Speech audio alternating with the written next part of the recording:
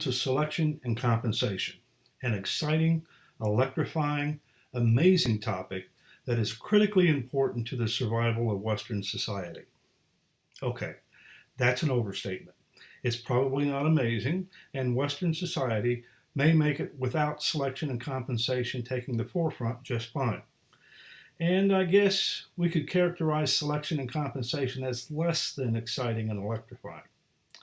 I once thought my job was to make the topic exciting and electrifying, but I faced reality, and now I just strive to make the topic tolerable.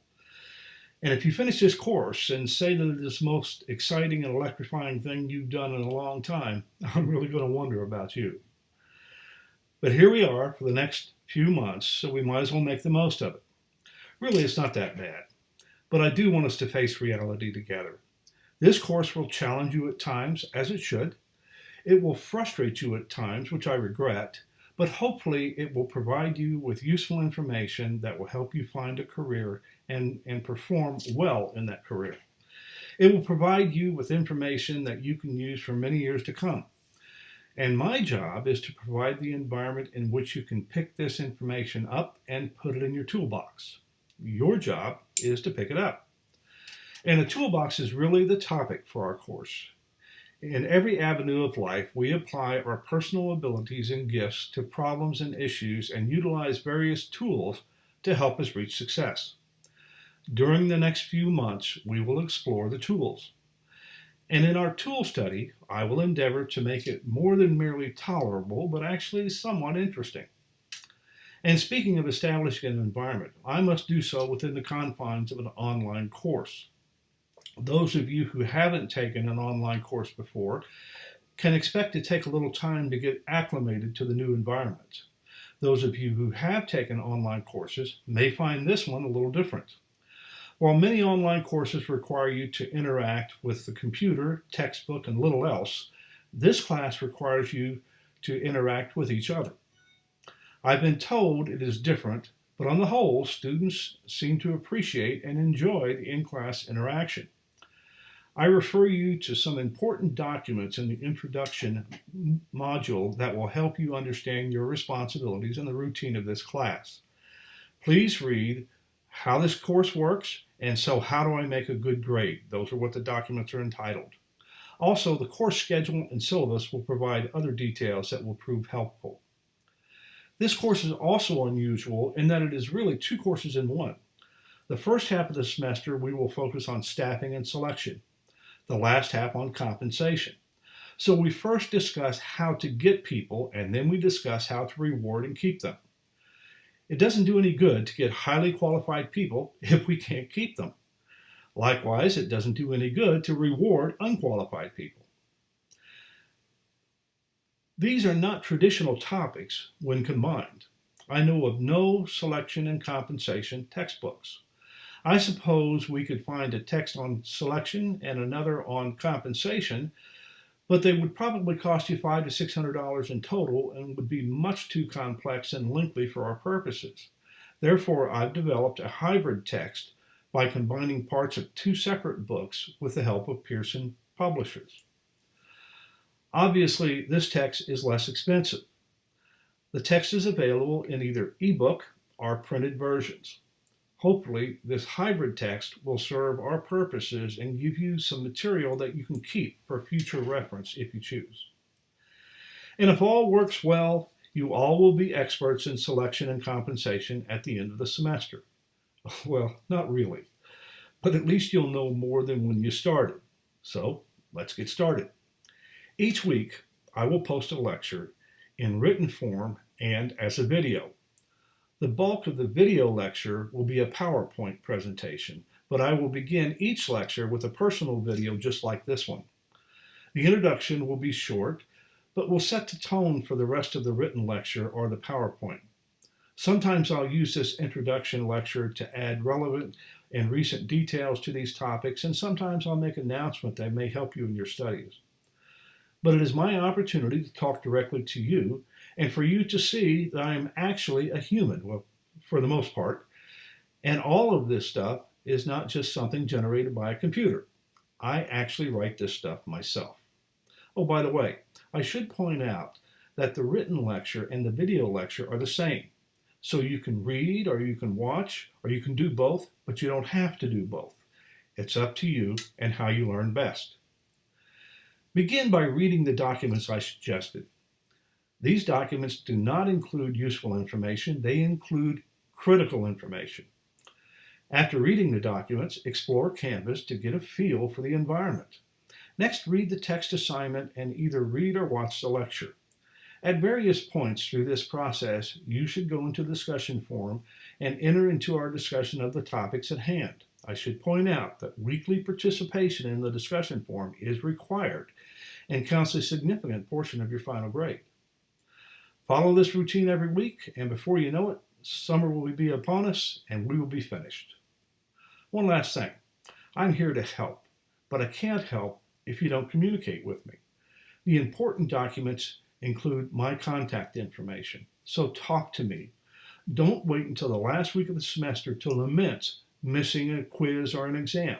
That's too late. Let me know ahead of time about problems meeting your responsibilities. I may be able to help you. However, keep in mind that I also have to be fair to other students, so accommodations will be considered, but not necessarily assured. Now let's begin our study of this amazing, exciting, and electrifying topic. Let me begin this PowerPoint version of the lecture by repeating a few details about this class. The fact that I am repeating them should speak to their importance. As I said in the introduction, my job is to provide an environment in which you can learn and pick up the tools you need. Your job is to pick them up. To successfully pick up the tools, there are several things you should do this week and every week of the class. You should read or watch the lectures. If you're watching, you should know that there is a written lecture posted on Canvas as well. If you are reading, you should know that there's a video version posted on Canvas. You can watch, read, or do both depending on what helps you learn best. You should also read the textbook. The weekly reading and activity assignments are posted on Canvas. In addition, I will post PowerPoint presentations that support the lecture and from time to time, website links that will provide more readings and support the text and the lectures as well. The class will focus on selection and hiring during the first 7 weeks and then compensation during the remainder of the class. You will also have quizzes, probably every other week, and an exam over selection and one over compensation. The quizzes and exams will cover material discussed in the text, lectures, and from the assigned websites. Finally, and this is very important, each week you should enter the discussion forum and respond to the questions and interact with your fellow classmates related to the course material. I will also participate multiple times each week in the discussion forum. Discussion forum participation is required. Guidelines for that participation are outlined in the documents I'll discuss in a few minutes. I will point out that every semester I have students who fail to participate in the discussion forum, and that severely impacts their final grade. If you choose not to participate or participate minimally, you do so at your own risk. Needless to say, you are going to be busy in this class, and so will I.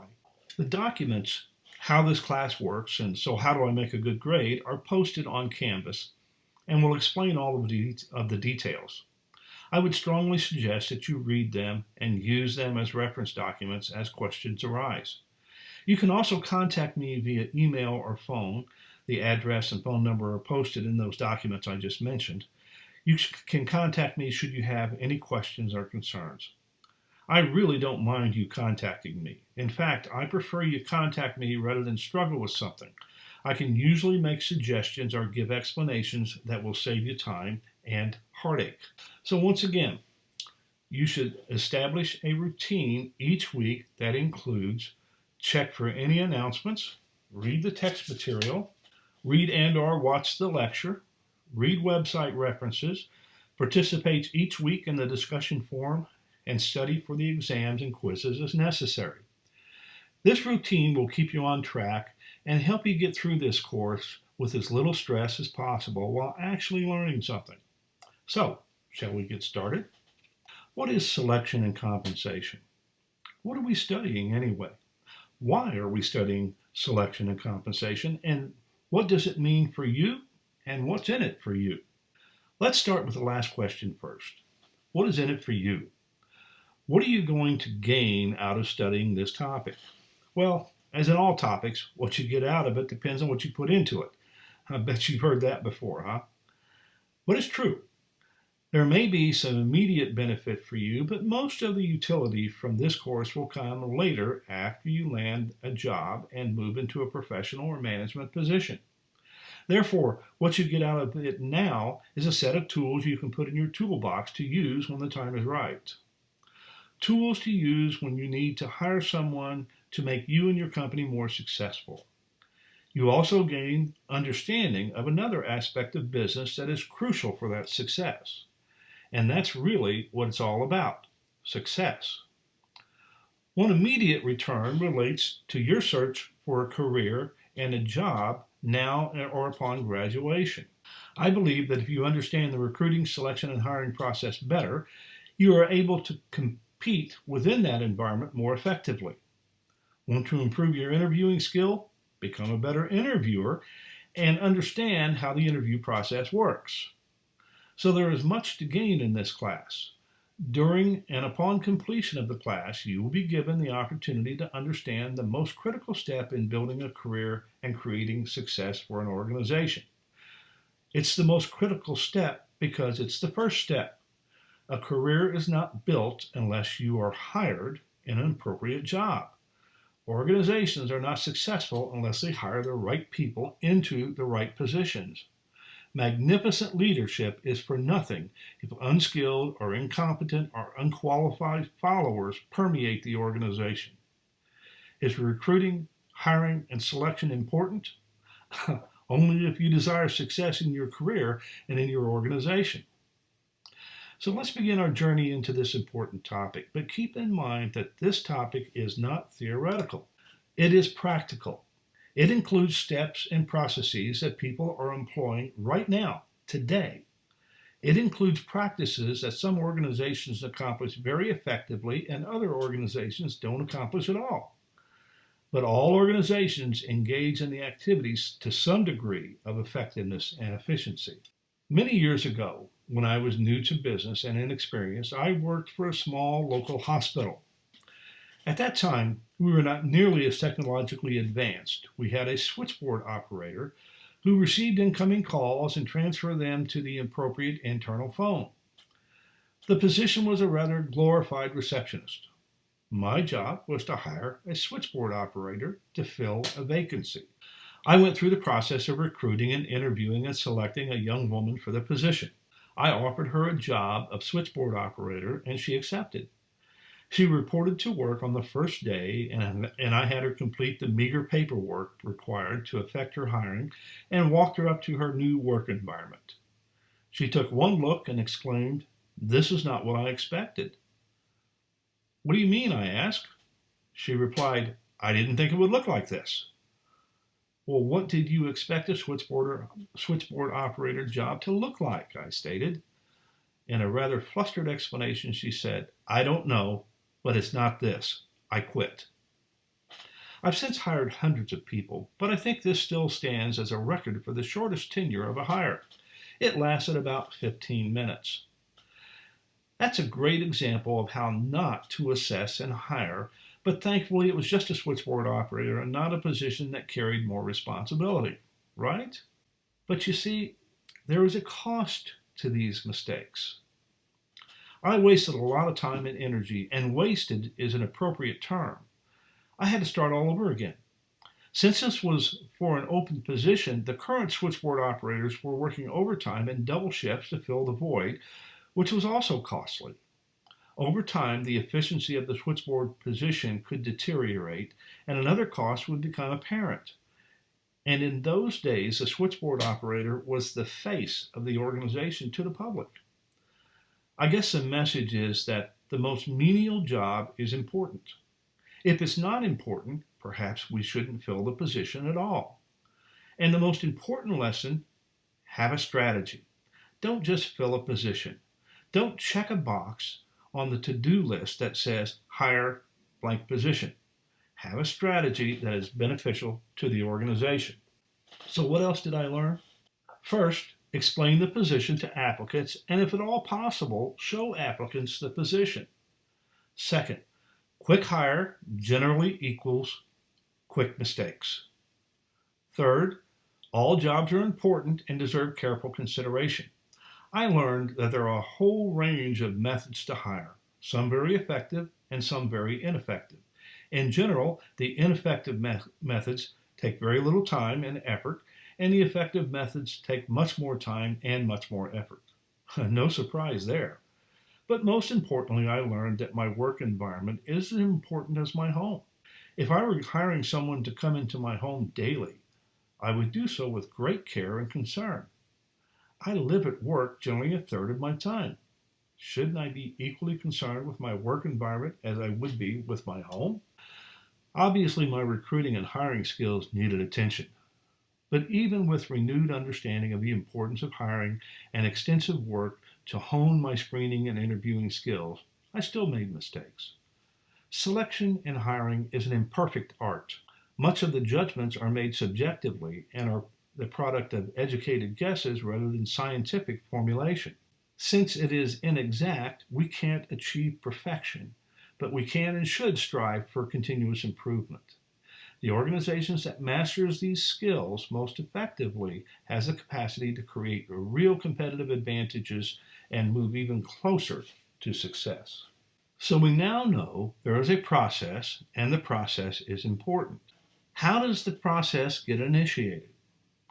Well, general wisdom in business purports that the process begins when somebody comes into the HR office and says, I have an opening in my department for blank. You need to hire someone fast. I have yet to hear someone say, take your time.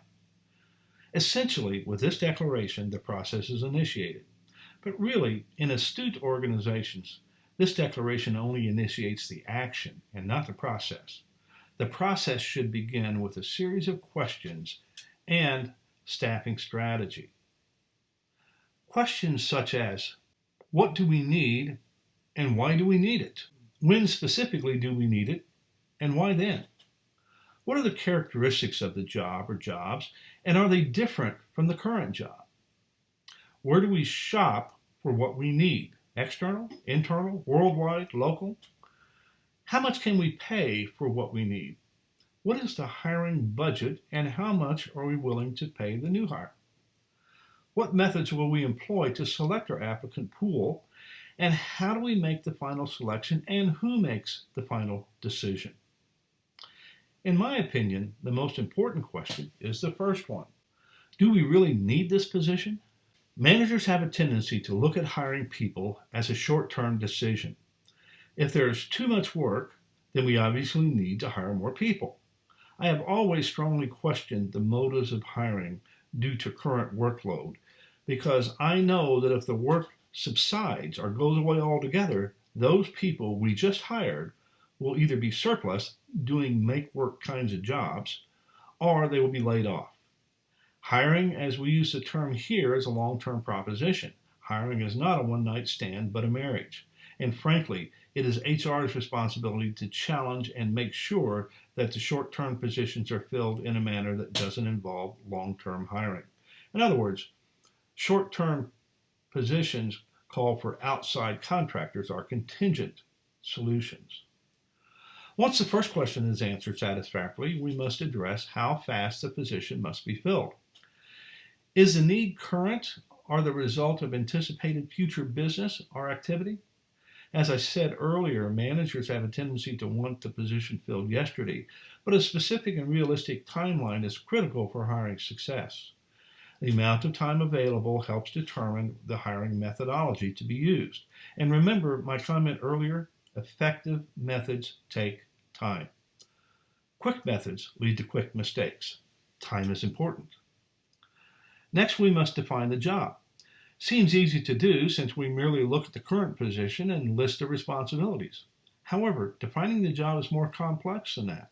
For one thing, we must ask if the current position reflects what we need in the future. Defining the job will be covered in more detail in a future session. The answers to all of these questions lead us to the question of where do we shop for this new hire? Do we look internally, externally, on the internet, locally, internationally, etc.? We will explore this question in much greater detail in the future as well. The question of how much do we pay is a two-part question. First, what is the budget for this job search? The budget includes expenses for transporting candidates for interviews, headhunter fees, advertisement fees, etc. Notice I tried to determine the nature of the position and where we shop before we determine the budget. Shopping externally will likely be more expensive than internally. Shopping internationally will be more expensive than shopping locally, and so forth. Second, we must determine how much we are willing to pay for the position. What is the starting pay range? This answer must closely mirror the characteristics of the position we determine when we define the job. If we require more than we are willing to pay for, then our chances of hiring success are severely limited. And finally, what assessment methods do we use? How do we make the final decision, and more importantly, who makes that final decision? Who is ultimately in charge and responsible for the selection? Who is ultimately in charge of this search? Responsibility for the ultimate search is not usually the responsibility of HR. HR plays a strong advisory role, but the final decision should rest with others.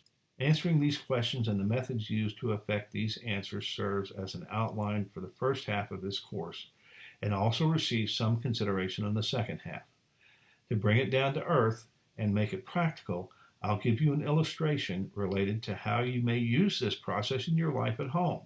Let's say we decide to buy a new car, or more importantly, we decide we need a new car. Well, we have some questions to ask, just like in the hiring process. What kind of car do we need? Do we need a sports car, a sedan, an SUV, a truck, a used car? And do we really need a new car? When specifically do we need this car, and why do we need it then? Do we need it immediately, next year, or do I have time to look for a good deal? What are the characteristics of the car, and why aren't they something different? Is it the same cars that I currently have? We need more horsepower? We need more room? Where do we shop for the car? We go to the dealership? We go to the internet? Do we go to some other outlet? How much can we pay for the car? What is my price limit based on what I need, what I'm looking for? How much can we pay for the car? What is my price limit based on what I need? Am I looking for a Lexus or a Ford? And how do we make the final selection, and who makes the final selection? In my house, even though I say I make the final decision, it's probably my wife. Obviously, the process I've laid out is not new and radical. You use it at home all the time. But it is so obvious that we often don't even think about the individual steps, and therefore at times the individual steps are shortchanged or left out altogether. Hiring is not like buying a car, but it has many of the same steps and considerations. So think about it in practical terms you use to understand at home. It will help put this important topic into perspective. So let's take a look in more detail at how we get good people in our organization, and how do we keep them. And remember one point that I made that I think is important, real important. Hiring is, for the most part, a very long-term commitment. And we need to keep that in mind as we learn about and set up the process. Remember, take some time to read the introductory documents and participate in the discussion forum. Next week, we will discuss the hiring strategy and overall business strategy, and I'll give you an example of an innovative and complex hiring strategy that is directly related to the overall business strategy. And it's a real life example that works. So let's have a great semester. I'm looking forward to it, and I hope you are as well. See you next week.